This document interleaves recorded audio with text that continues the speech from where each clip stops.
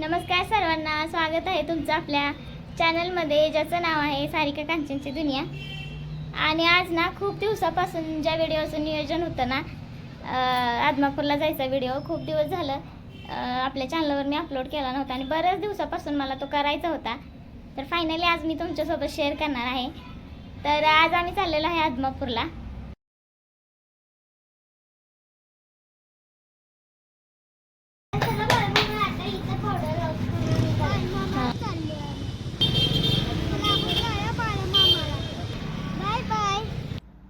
नमस्कार सर्वांना, परत एकदा स्वागत आहे तुमचं आपल्या यूट्यूब चॅनलमध्ये। तर आता व्हिडिओ बघून तर तुम्हाला समजलंच असेल की आम्ही कुठे चाललोय ते।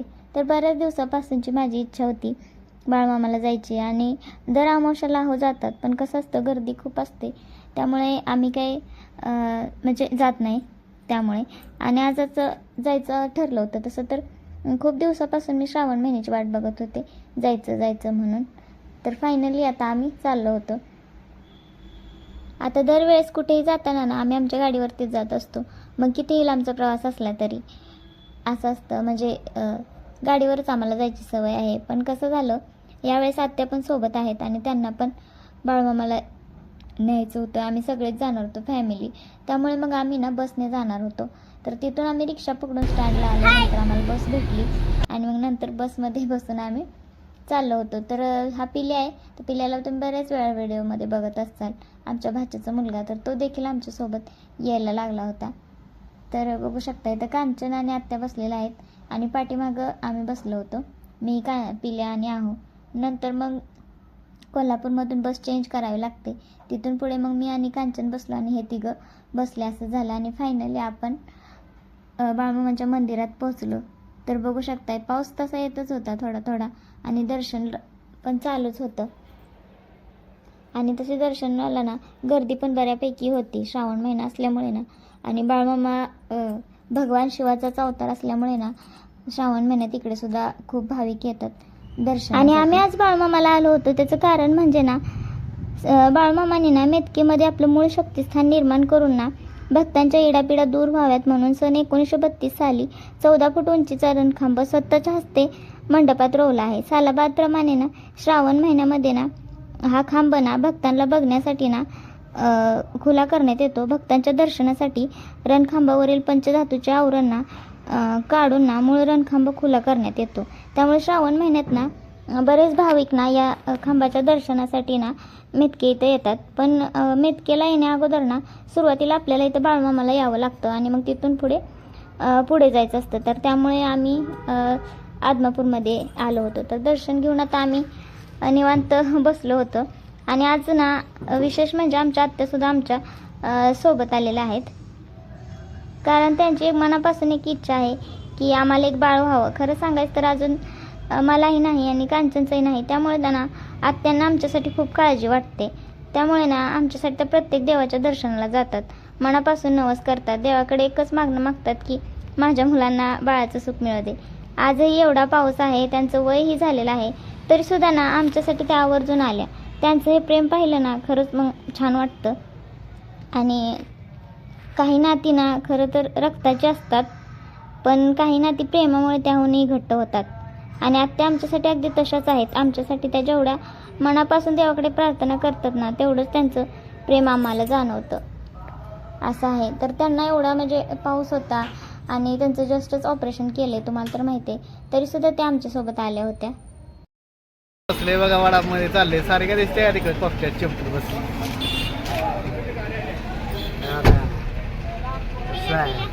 पिल्या नाही आहेत, पिल्या आहे काय कुठं आहे दाखव पण। पिल्या बी आहे, पिल्या बी आले बघा बाई आहे बसते वडामध्ये बसून आता चालले आणि मेतक्याला बाळूमामाचं दर्शन घेतलं आदमापूरचं, आता मेतक्याला चाललंय। हा घरला नाही, मेतक्याला जायचं आहे।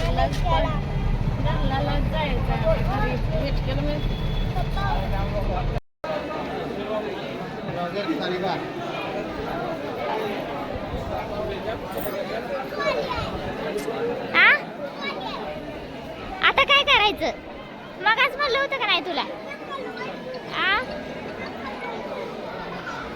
आणि आता आपण आलेलो आहे मेतक्यामध्ये। तर ना बाळमामांच्या मंदिरापासून ना तिथून जवळच आपल्याला वडा भेटतं, त्यामध्ये आपण ह्याला मेथक्याला येऊ शकतो. आणि हे बघू शकताय केवढा मोठ्या प्रमाणात ना कायले आहे, तिथं खूप मोठ्या प्रमाणात ना महाप्रसाद होत असतोय. बघू शकताय तुम्ही किती मोठे आहेत आणि याची क्वांटिटी किती असेल.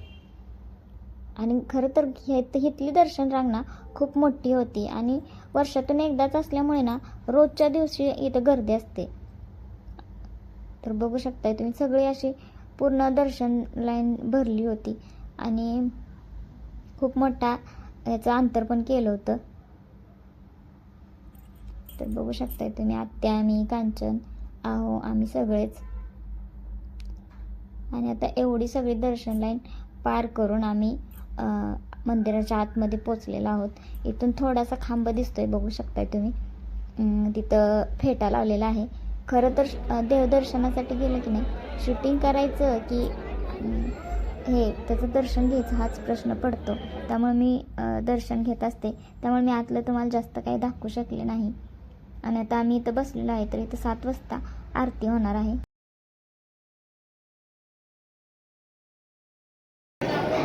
खाली बसा काय होते पिल्या होय म्हणून वर बसलाय. नाही त्याचं खालीच दुखत्यात, खाली बसल्यावर दुखत्यात.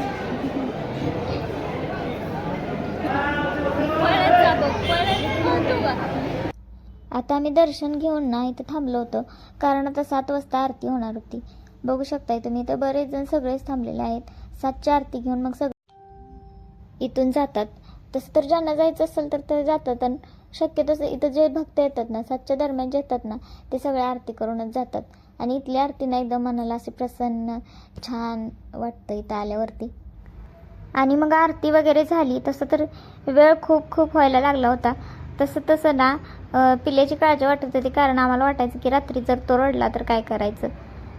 त्यामुळे आता इथं जवळजवळ 7:30 पावणे 8 वाजत आले होते. आणि त्याला प्रत्येक गोष्ट स्वतःहून करायची असते. अगरबत्ती लावायचं म्हणा, किंवा परत त्याला ती ज्योत जी जळत होती कापराची त्याचं पण त्याला स्वतःहून दर्शन घ्यायचं होतं. त्यामुळे ना तो घ्यायला लागला होता दर्शन. त्याला प्रत्येक गोष्ट ना स्वतः करायची असते, असं असतं त्याचं दरवेळेस. आणि आहो त्याची प्रत्येक गोष्ट ऐकतात, त्यामुळे तो जास्त त्यांना धरूनच असतो सारखा कुठे जाईल तिकडं.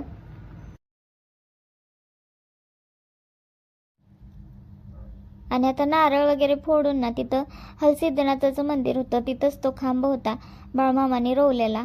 आणि त्या खांबाचं दर्शन घेऊन आपण इकडे आलेलो आहोत. तर ही मेथके म्हणजे बाळमामाची सासरवाडी आहे. बाळमामाची सासरवाडी म्हणून म्हणजे हा त्यांचा वाडा आहे, बघू शकताय तुम्ही. तर आता अगोदर एक छोटंसं मंदिर होतं, परत ना म्हणजे व्यवस्थित आता जसं आम्ही जातोय ना तसं त्यामध्ये ना रोज रोज काही वेगळे वेगळे चेंजेस असतात. दर जाण्यास ना काहीतरी वेगळंच दिसून येतं आपल्याला. तर असं मंदिराचं छान असं बांधकाम चालू आहे. रोज काहीतरी म्हणजे काहीतरी त्यात छान छान भर पडत असते. तर बघू शकताय किती छान मंदिराला असं सजवलेलं आहे. वरती कलर वगैरे छान दिलेला आहे. आणि आता तसं तर खूप वेळ झालेला आहे, त्यामुळे ना जरा गर्दी कमी वाटते, नाहीतर खूप गर्दी असते इथं खूप मोठ्या प्रमाणात. आणि हे त्या मंदिराच्या समोरच आहे गुरुदेव दत्त यांचं मंदिर. तर बाळमामांचं प्रत्येक मंदिरा शेजारी ना दत्त मंदिर असतं. आता मी बरेच बाळमामाची मंदिरं बघितलेली आहेत. आणि आपलं दुसरं चॅनल आहे म्हणजे आहोंचं, तर त्यामध्ये ना फक्त तुम्हाला बाळमामाची मंदिरं, बाळमामाविषयी माहिती, तसेच बऱ्याच वेगवेगळ्या प्रकारची मंदिरं वगैरे बघायला भेटतील.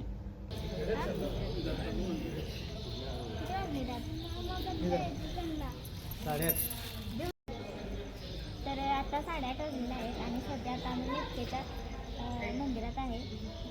तर आता मंदिर सगळं बंद झालेलं आहे आणि आता इथून आम्ही आदमापूरला जाणार आहे. मग आता आजचा मुक्कामच पडतो असं वाटतंय.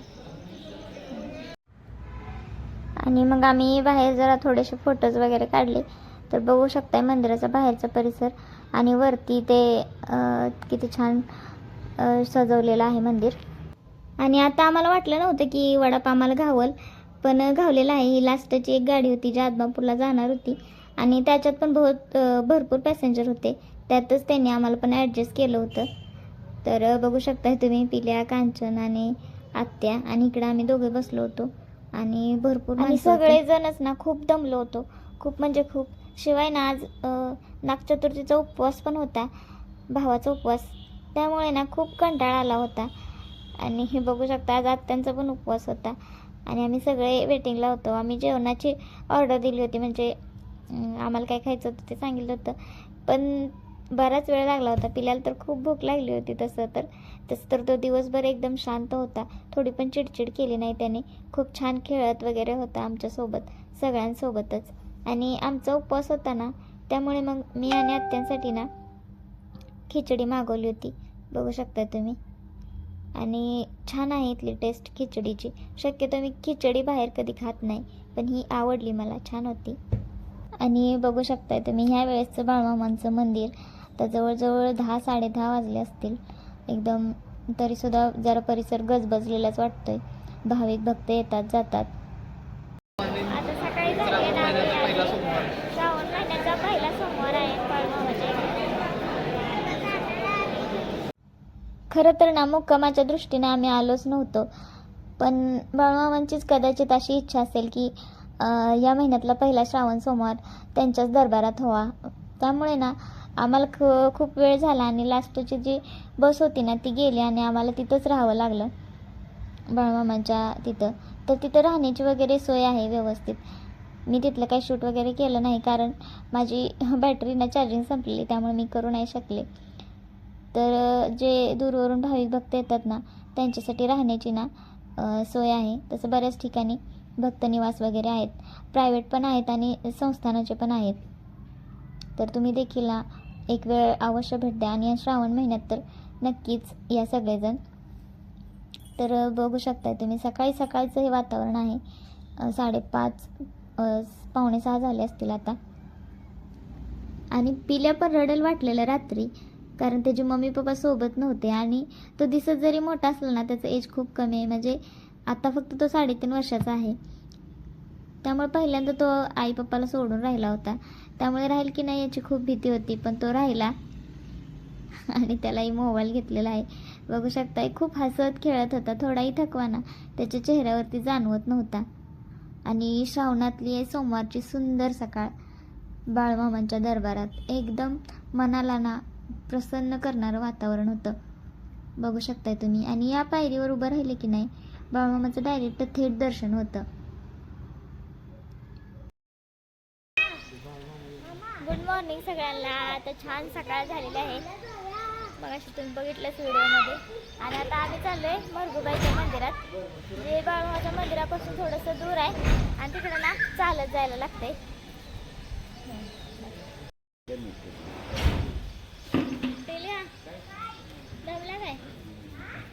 दमला का? तर ह्यांनी आत्याचा हात पकडून पुढं चालल्यात आणि आम्ही मागं चालतोय दोघी जणी. आणि आता इथं आपण आलोय मरगुबाईच्या मंदिरामध्ये. तर हे बाळमामाच्या मंदिरापासून ना थोड्या अंतरावर आहे. तर बाळमामांना नेहमी इथं येत असत बकऱ्या घेऊन मरगुबाईच्या मंदिरामध्ये, त्यामुळे ना आजही इथं ना बकरी आणली जातात. तर बघू शकताय तुम्ही, इथं पहिला शाळा होती, पण आता ती शाळा काढून त्यांनी ना नंतर मग दुसरं छान मंदिर बांधलेलं आहे. इकडं माझं पण शूटिंग चालू आहे आणि तिकडं आहोंचं पण चालू होतं.